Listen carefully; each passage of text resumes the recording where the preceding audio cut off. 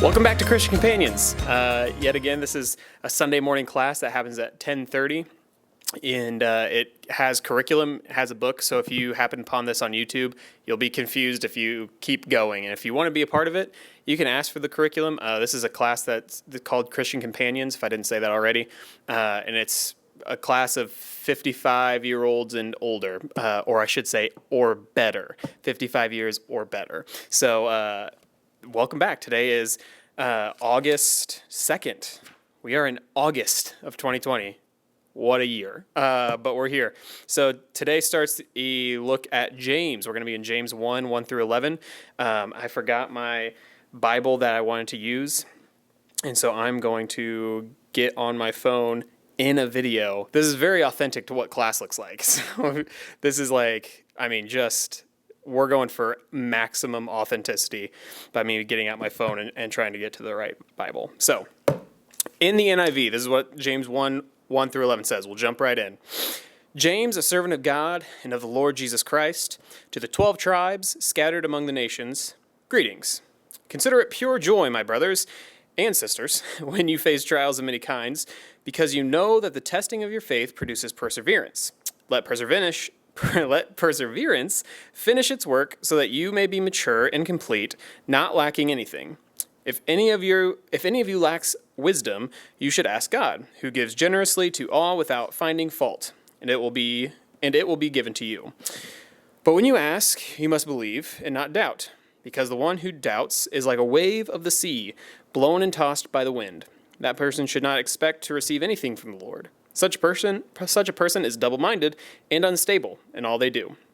Believers in humble circumstances ought to take pride in their high position, but the rich should take pride in their humiliation, since they will pass away like a wildflower. For the sun rises with scorching heat and withers the plant. Its blossom falls and its beauty is destroyed. In the same way, the rich will fade away even while they go about their business. Cheery verse of the day. So, quick introduction. The introduction in the book talks about how this is the information age, but it seems like we have a gluttony of information, but we don't have much wisdom. And I'm pretty sure I've talked about this in the class multiple times, because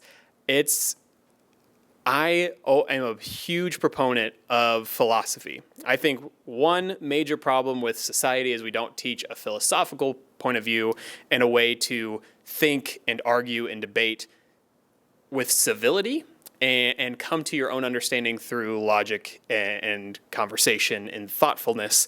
And that's why philosophy matters, and that's why James says you need to pray to God for wisdom, because while you could study philosophy all you want, if it's not driven by your theology, then you're going to be missing out on some fairly significant portions of your own philosophy, your own personal philosophy. So really what the introduction to this is, I think, is while we have a gluttony of information, philosophy matters a lot, because we need to be thinking through the things that we believe and know to be true. So, philosophy matters. And this month's study, 5 lessons drawn from the letter of James, help us evaluate the question of, in spite of all the generalized and specialized information at our fingertips, are we any wiser as a society? To which I argue, maybe. Yes and no, depends on where you're looking. As a whole, probably not, but as a whole, I don't think we've ever been that wise. I mean, all have fallen short of the glory of God, that kind of thing. I don't know. Anyway, we can get into that later. Lesson context. James, the writer, first of all, they have 2 lesson contexts here. First of all, James, the writer, they have a whole bunch about what's going on in James, the writer, because there's a lot of Jameses in the Bible. This has long been considered James, the half-brother of Jesus, as the writer of this book. There's very little pushback on that. And what is pushed back is usually not from Christian theologians, but from kind of secular theologians. And so it's because of the dating. Basically, we know James died, the half-brother of Jesus, James, died around 60, 62 AD. And so that means this had to be written before that. And many have that around, like, early or late 40s, early 50s, which would make this a really early book, and early dating of any significant event in ancient times makes it more reliable. And you don't, most secular theologians don't want the Bible to be reliable in a godly way, but in a historic way. And so there's a little bit of pushback on that. So basically what I'm saying is this was James, the brother of Jesus, half-brother of Jesus, written late 40s, early 50s AD, about 10 to 15 years before he would be martyred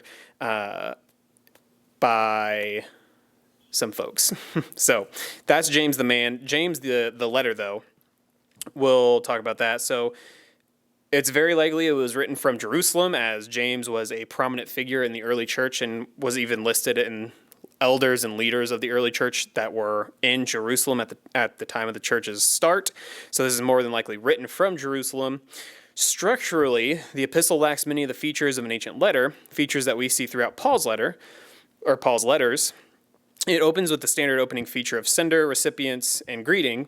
Beyond that, however, it lacks a thanksgiving, characteristic of Paul's letters, for example, Romans 1, 8 through 10, a standard letter body, and a closing, example, Romans 16.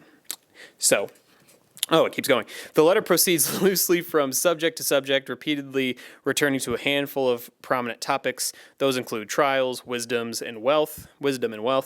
The letter approaches Christian living from the obvious backdrop of Judaism. This is evident in the author's use of the Old Testament. He quotes from it 5 times, and alludes to it at least that many more times. And I guess you could say it proceeds loosely. I would think I could argue that there is a single thread that runs through the whole book, which we'll get into as we go. So through it over the next few weeks. Anyhow, so that's it. That's what we're going through. At one point, I will reference a different version that's in our books. This is the NIV, and I believe it's the newer NIV. And I personally like the ESV, just in general, the English Standard Version Bible all around. I think it's a better translation of the original language. But also I like the way it phrases James 1, 1 through 11. Compared to this. But I'll get to that again when we get there. Jumping right into the scripture. James 1a. James, a servant of God and of the Lord Jesus Christ. So the opening verses are seen by many as establishing the thematic foundation of the letter. At the outset, we might wonder why James does not refer to himself as the Lord's brother. Among other considerations, his addressees already know who he is. More importantly, by omitting his familial relationship with the Lord, James may be deliberately refraining from leveraging the status for power. Probably less so that first one. I've said this multiple times in the class. If somebody uses their name like that, just as this is James, I'm a servant of God, they're not being needlessly coy or trying to dissuade people from thinking themselves as powerful.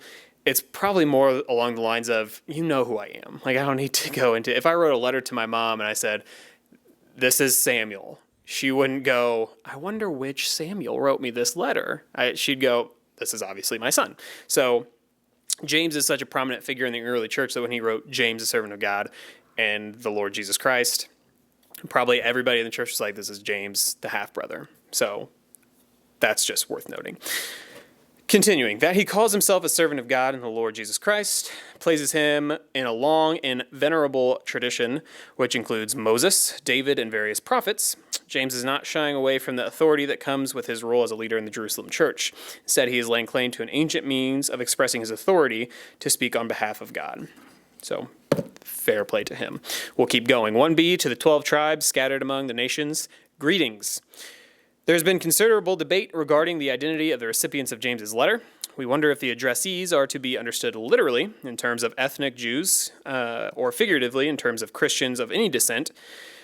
Given the presence of significant Old Testament imagery, it seems best to understand the addressees in the straightforward fashion. James is therefore writing to ethnic Jews who have accepted Jesus as Messiah. They are scattered in communities around the Mediterranean outside Judea. This state of affairs is commonly known as the diaspora, the Greek word that is behind the translation scattered, here and in John 7:35 and 1 Peter 1:1. Yeah, so to write it, it's very clear who he's talking to. You could make an argument that it's Christians of any descent around the world, but when you when a good Jewish person of the time said to the 12 tribes scattered, he's literally saying to the 12 tribes of the diaspora. Like, that is a known segment of the population. And this happened, we talked about in History of Israel a few weeks ago. Oh my gosh, a few months ago. That was like last year that we started talking about that. Whew, man, 2020. But the Assyrian exile was what happened to... the Assyrian exile happened in 718, 720, 722 BC, kind of depending on when you want to place the date of the northern kingdom. This has happened in the northern kingdom of Israel. Israel had a civil war and split. So around 722, 718 BC, the Assyrian Empire came in, wiped out the northern kingdom called Israel, and shipped them off to Assyria, effectively wiping out the culture there. And those 12 tribes of the north, or 12 tribes, those 12 tribes of the north, 11 tribes of the north, and he's including, it doesn't matter. The tribes of the north got scattered throughout basically the Assyrian Empire because the Assyrians made it a point to destroy their culture, assimilate them into Assyrian culture, so it was harder for them to revolt and do an uprising and try and go back to Israel, which is what happened to the Southern Empire. They were allowed to keep their culture. They were exiled to Babylon. They kind of stayed put in their own culture, and then they were allowed to come back and go to Judah. So anyhow, that's what he's talking about. He is saying specifically, I am writing to ethnic Jews who know Jesus to be the Savior, who know Jesus to be Christ, that are scattered everywhere because of what happened hundreds of years ago. So, verse 2. Consider it pure joy, my brothers and sisters, when you face trials of many kinds. So the imperative verb consider implies a thoughtfulness that not only looks at a situation, but through it to its potential result. That is how it is used in 2 Thessalonians 3:15, translated bear in mind in 2 Peter 3:15. Whenever you face is the condition for James's exhortation to consider it pure joy. Note the phrasing, whenever, not if ever. James assumes that his readers will all be tested in some way. The only question is how to respond when the time comes. Face implies a sudden, unexpected encounter, as the word being translated is attacked in Luke 10:30 and struck in Acts 27:41. The trials Christians face are not all one kind. Satan likes to change it up, offering a variety of unholy shortcuts. For James, the different kinds of trials include, at a minimum, those related to personal financial status, and there's some examples, favoritism, and economic injustice, and exploitation.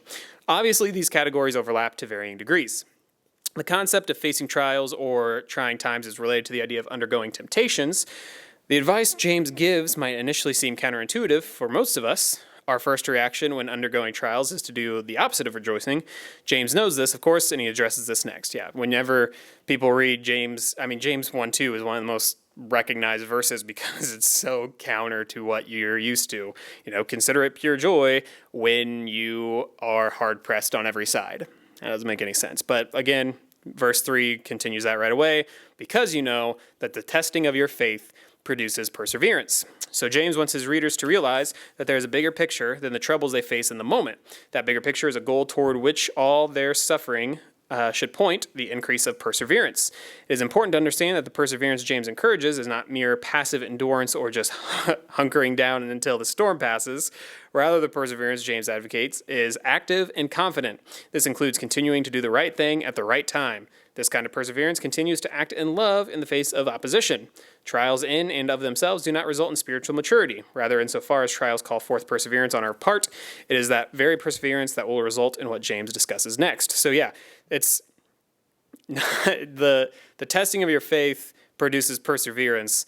I love that idea that it's not the perseverance that just because you go through something doesn't mean you're coming out better on the other side. You have to consider it joy. You have to allow yourself to be productive in that perseverance.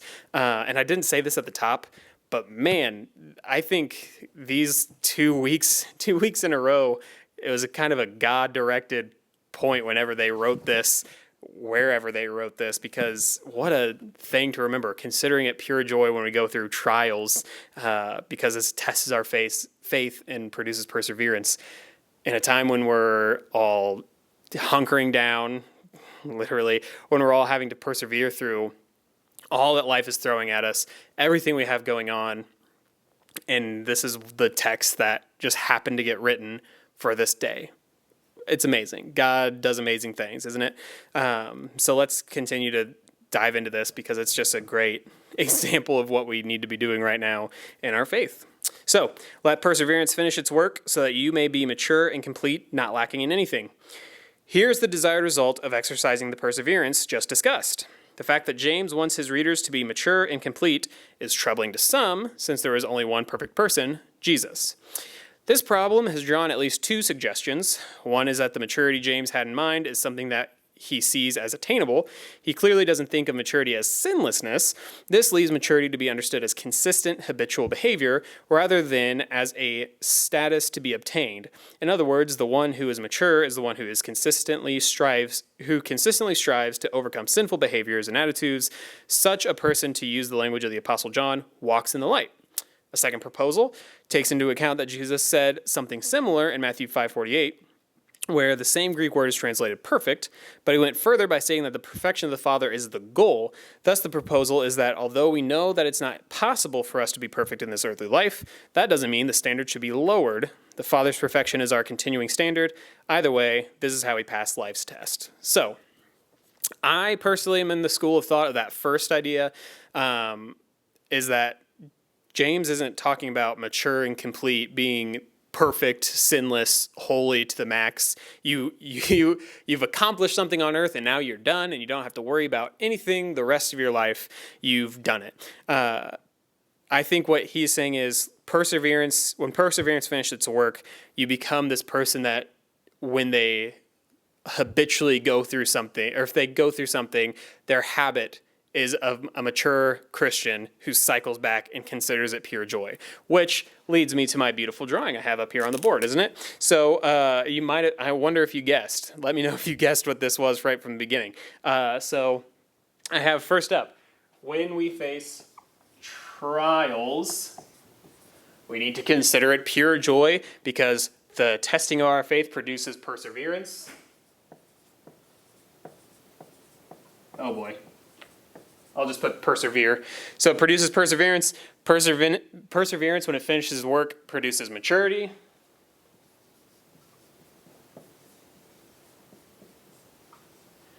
Which, again, is not this idea that I think is a perfection, but is the idea that you are in the habit of considering it joy when you face trials, or repenting when you're sinful, that kind of thing. But I do like what the author said at the end of verse 4 in his commentary. Either way, this is how we pass life's tests. Like, either you agree with me, or you agree with the second point, or you have some other idea. Either way, this is the way that life works. You have to consider it joy when you face trials. Let the testing of your faith produce perseverance, which will produce maturity. And so, yes, we'll continue by reading verse 5. If any of you lacks wisdom, you should ask God, who gives generously to all without finding fault, and it will be given to you. So the focus of James' exhortation shifts from trials to wisdom, which I'll get into in a second. On a surface level, there is a verbal connection between James 1, 4, and 5, and the word lacks, but the connection is deeper than that. Wisdom is needed in order to come through the trials of life in a way that leads to spiritual maturity. This wisdom is, above all, divine wisdom that comes from God. James recognizes that fact as he instructs his readers to ask God for wisdom. Compare that to 1 Kings 3, 9, and 10. This exhortation reminds James's readers of the centrality of prayer during the times of both trial and relative ease. Request is a fundamental part of prayer. It acknowledges our lack and our dependence on God to supply the need. In so doing, it also acknowledges God's nature. He is generous to all. More than that, he wants to grace us all with his gifts. So yeah, I don't think the focus is shifting. That's what I wanted to get at. The first thing that he says, the focus of James's exhortation shifts from trials to wisdom. I think 1 through 11 is all connected, more so than just by the word lacks and by kind of talking through what wisdom means in trials. So I think he's saying maturity will lead you to wisdom, right? I think that's what he's saying. I think he says, consider it pure joy, because when you face trials, you'll go to perseverance. When you persevere by the testing of your faith, you'll be led to maturity, and that will inevitably lead you to a wisdom in how you face trials of many kinds. And it's a repeating cycle. So this is wisdom. And I think he continues the thought by saying, because he says, if you lack anything, you won't be lacking anything if you're mature. But if through this process you lack wisdom to continue through this cycle, then you need to look to God. You need to ask God for this, because he will give generously to all without, and I don't like the phrase without finding faults. In the ESV, it says this. My phone closed on me, sorry.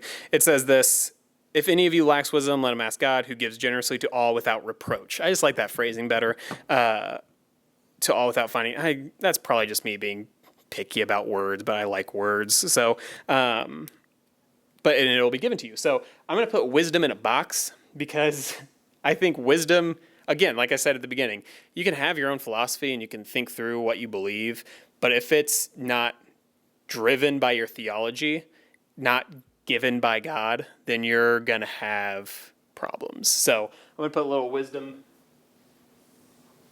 a little box around wisdom, because again, if you cut God out of this equation, if you were just some secular person and you were going through something and you persevered and you let test you, that will lead to maturity, and it will lead to a certain kind of wisdom. There is a level of wisdom secularly. I don't think it's as genuine and won't stand the test of time, but it's there.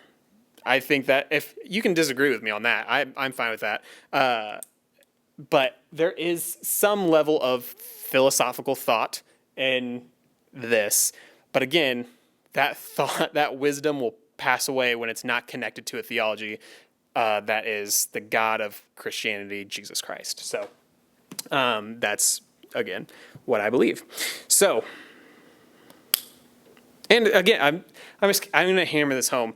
This is what James is talking about here, I think. He's saying when you face trials, you'll persevere, and that will test your faith, which will lead to maturity, which can lead to wisdom. But if you lack it, which again we often do without God's help and intercession here, then there's going to be a break in the system. Because when you face trials again, you might not want to persevere, which won't lead you to more maturity, which won't lead you to more wisdom, and it's a whole deprecating cycle instead of a beneficial cycle, I guess.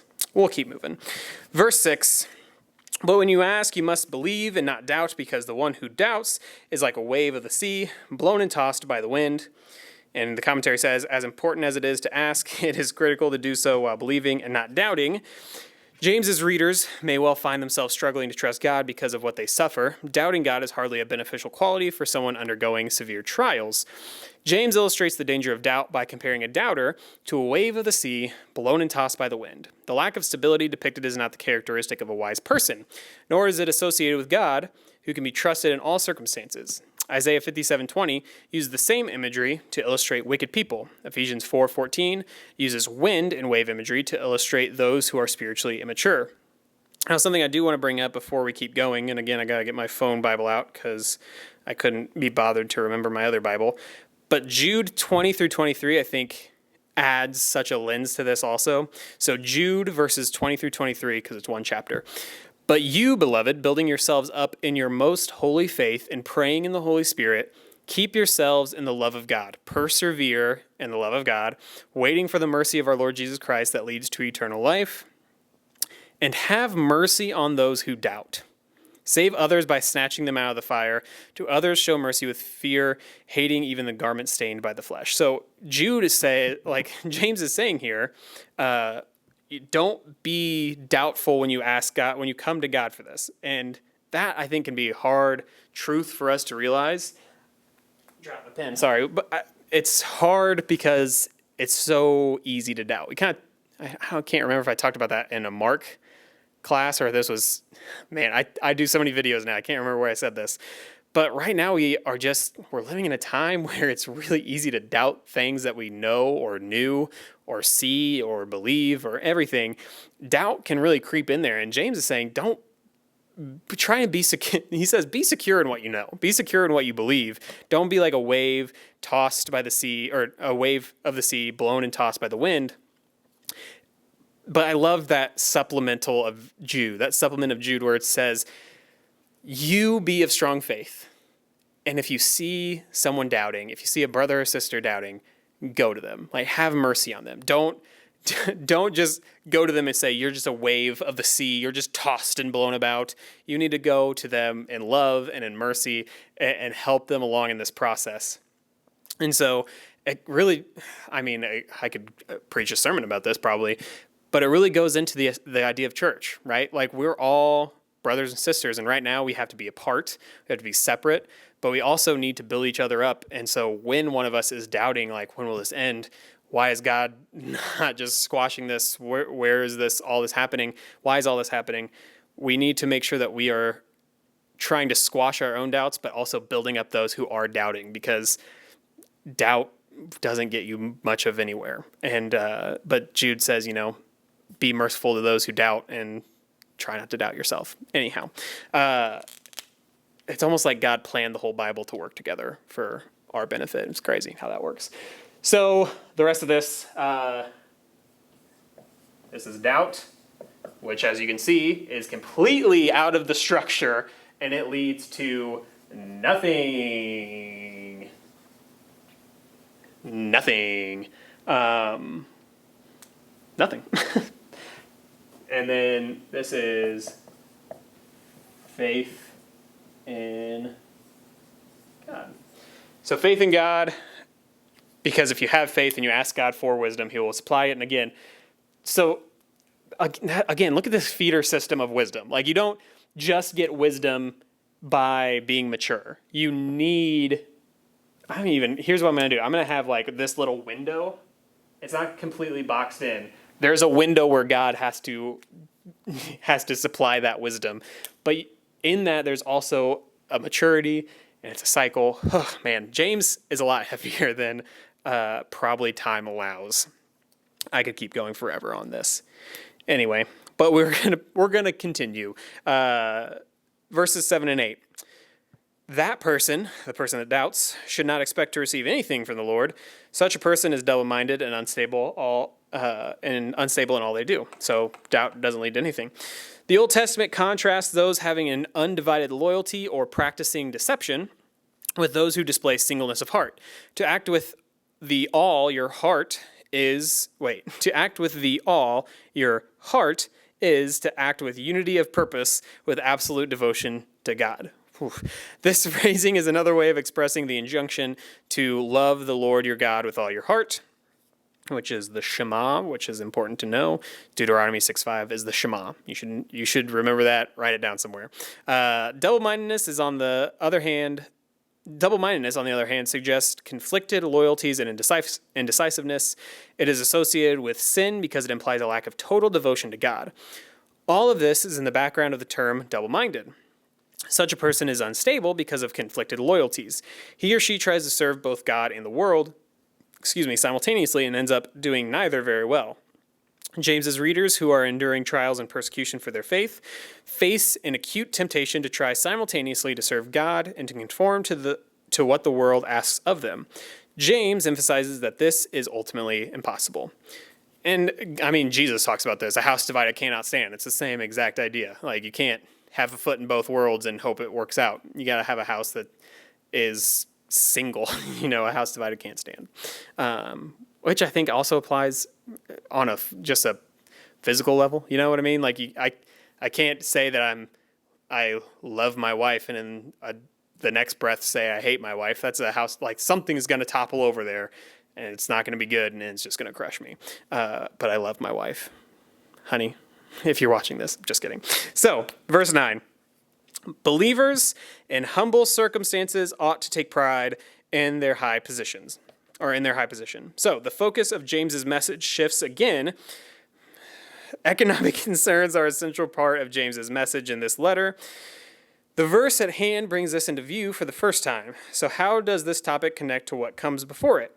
Much depends on how we understand who is being spoken about and what will happen to them. Believers in humble circumstances are not merely sad or down in the dumps. They are poor, contrast the rich in the next verse. The poor are to take pride in their high position. This is a very close restatement of James's exhortation that his readers should consider it pure joy when they face trials of many kinds, which I think is really important, but we're going to keep going. There is a goal or an end to the experience of poverty.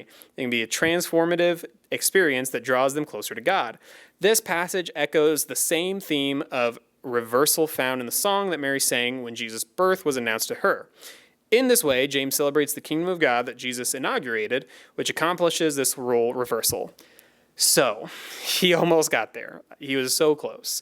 This is absolutely related to verse 1. This is not just a change of tone, a change of face and focus. He doesn't change focus 3 times in 9 verses. You could almost put a therefore at the beginning of verse 9. So it's, consider it pure joy when we face trials of many kinds. It'll produce perseverance, which will produce maturity. And if you lack wisdom in that maturity, then ask God for it, and don't be a doubter, because doubting won't lead to anything. Therefore, believers in humble circumstances ought to take pride in their high position. So he's saying believers in humble circumstances are the ones that are facing these trials and tribulations. These are the ones that will have to persevere. These are the ones that will have to become mature. These are ones that will have to ask God for wisdom when they lack it. And so he's not just changing tone and saying that you're poor, like, oh, by the way, poverty exists. He's going, no, all that I said leads up to this, where I'm saying, therefore, you that are in humble circumstances ought to take pride in what you're doing, because what you're doing is this all here, the first 8 verses. That's what's going on here. I hope I made that clear. So this isn't a change. This is a continuation. And then 10a, but the rich should take pride in their humiliation. So in direct contrast to the poor man who rejoices in an upturn of his fortunes, the rich are to take pride in their humiliation. Some commentators point out that James seems to have the language of Jeremiah 9:23 and 24 in mind here. But who are the rich? Is James speaking of a believer or a non-believer? James does not refer to rich brother here, but simply to the rich. For him, the rich are those who mistreat the poor and oppress them. For such a man to be humiliated entails judgment of being thrown down from his position of power. Even so, there is a note of redemption here. The rich man who decides to come to God can very well rejoice in being made low.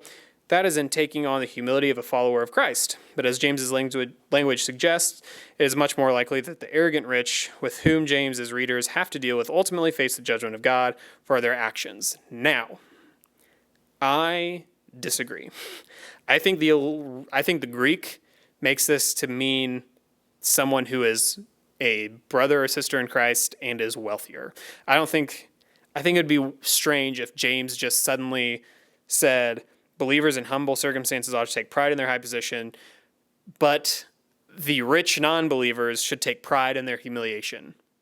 Why would he include people that wouldn't hear it? Why would he include people that wouldn't care about it? Because, if you're a non-believer and you're wealthy, you're not going to be concerned that James in Jerusalem thinks you're going to be humiliated. That's confusing. Now, I think he's saying believers in humble circumstances ought to take pride in their high positions. In the Greek, it's literally, it's the word adelphos, which is brothers, which is generally just a reference to people of the church. So people of the church in humble circumstances ought to take pride in their high positions. And then in the Greek, it forgoes the word adelphos, and just says the rich. But with the way the Greek language works, you can put it all looks connected, right? It's very strange. If a word has a similar ending, because the endings change, just like in, I think Spanish does that. I'm not the language guy on Spanish, but if the ending changes, or if the endings are the same, they go together. So the word the rich and the believers in humble circumstances, those have similar endings. So it seems like he's saying these are the same people. Like there's rich and there's impoverished brothers and sisters in Christ. And so the humble circumstances take pride in your high position, and the rich take pride in your humiliation. Which, again, I'll get more into what I think that means here in a second. I don't think the commentary addresses it well, personally. 10b and 11, since they will pass away like a wildflower, where the sun rises with scorching heat and withers the plant, its blossom falls and its beauty is destroyed. In the same way, the rich will fade away even while they go about their business. So James draws on very familiar Old Testament language of judgment to speak of the fate of the rich. The stages in which a flower withers or passes away illustrates this. The fact that the rich will fade away even while they go about their business indicates that the entirety of a selfishly lavish lifestyle will come under the withering judgment of God. Jesus' illustration about the days of Noah is an additional warning. Again, it's strange that James would be addressing a group of people that would neither care nor know that he was addressing them. And so the only reason he would be addressing the rich would be to make believers in humble circumstances feel better, or feel like they're going to be justified in despising the wealthy. It's very odd what's going on here in the commentator's mind, personally. I think personally. So I think the humble circumstances people and the rich people are both believers. They both follow Jesus. They both know Jesus. I like what this is where I'm going to bring in the ESV, 9 through 11. Let the lowly brother boast in his exaltation, and the rich in his humiliation. And so I think that's saying, let the lowly brother boast in his exaltation, and the rich brother in his humiliation. Because like a flower of the grass, he will pass away, for the sun rises with its scorching heat and withers the grass, its flowers fall, and its beauty perishes. So also will the rich man fade away in the midst of his pursuits. So I have here, this is a commentary by Douglas Moo. That's his God-given name, Douglas Moo. I really like what he says about these couple verses. And I know this has been a reading-heavy video, but just bear with me, because I think what he says here is perfect for what I believe this James is getting at here. James in these verses addresses two Christians, a poor one and a rich one. He exhorts each of them to look toward their spiritual identity as the measure of their ultimate significance. To the poor believer, tempted to feel insignificant and powerless because the world judges a person on the basis of money and status, James says, take pride in your exalted status in the spiritual realm as one seated in the heavenlies with Jesus Christ himself. And that's just like Jesus' words. This is me, not Douglas, but Jesus said, the first will be last and the last will be first. It's kind of on earth, the wealthy are revered. In the spiritual side of things, it appears that those who are lowly will be revered. So, to the rich believer, tempted to think too much of himself because the world holds him in high esteem, James says, take pride not in your money or in your social position, things that are doomed all too soon to fade away forever, but paradoxically in your humble status as a person who identifies with one who was despised and rejected by the world. The point of the passage is, then, that the Christians must always evaluate themselves by spiritual and not material standards. Maintaining such a perspective in a world that so insistently confronts us with a very different standard of measurement is not easy. But if the church is to be the kind of countercultural society that Jesus intended it to be, establishing and propagating such a perspective is essential. I think that nails it. I think what all this verses 1 through 11 are so connected. Therefore, it's, again, when you face trials, consider it joy, because that will lead to perseverance. That perseverance will lead to maturity. In cases, that maturity will lead to wisdom, but in your lacking of wisdom, ask God for it. And in that cycle, it'll repeat. And if you doubt, you'll have nothing. Therefore, if you're in a humble circumstance, right? If you're in humble circumstances, take pride in that, because you're in this cycle. You're the one that's facing these trials, that gets to ask God for wisdom and gets to see in your extravagant faith that Jesus provides this wisdom. And if you're wealthy, right? If you're a rich person and you are held in high esteem by these people, take pride not in your money or your social position, but in your humble status as a person who identifies with one who is despised and rejected by the world. So it's just, and Douglas Moo even kind of talks about how rejoice in the fact that you have the ability to supply needs or supply people with things that they need in your wealth. And so I just love that. I think this is all connected. I don't think this is a focus shift. It's, if you are in if you're in a humble circumstance, you should be proud that you're in this cycle, that you have a faith that is enriching. And if you are wealthy, then you need to take pride that you will be humbled, because there's pride and humility. I think that's, first of all, it's very well written by James. It's just an exceptional look into just writing. But I mean, God, this is God breathed and Holy Spirit inspired. And so we get to revel in that together, that this is what we can look forward to. And so right now, again, I think it's amazing what God does. We're in this, right? I mean, we are in the middle of trials. Who isn't? Who of you watching this has not experienced a trial in the last 8 months, 7 months, 6 months? It's been a time. But man, what can God do when you are in humble circumstances? It's amazing. So that's it for today, August 2nd, James 1 through 11. We'll keep going through James 1 next week on August 9th. As always, if you have questions, comments, concerns, something in the video that struck you, your video isn't working. I know we had some trouble, so if this is the first one you're seeing, last week's is up now. You can go back and see it if you want. We were having some website issues there. So, but somebody emailed me, and that's how I figured out the problem. So email me again. My email address is Samuel, Samuel, the letter O, at southrockchristian.com, or you can just call the church, and I'll be here Monday through Thursday every week. So really appreciate all of you and miss you all, and I'll see you next week.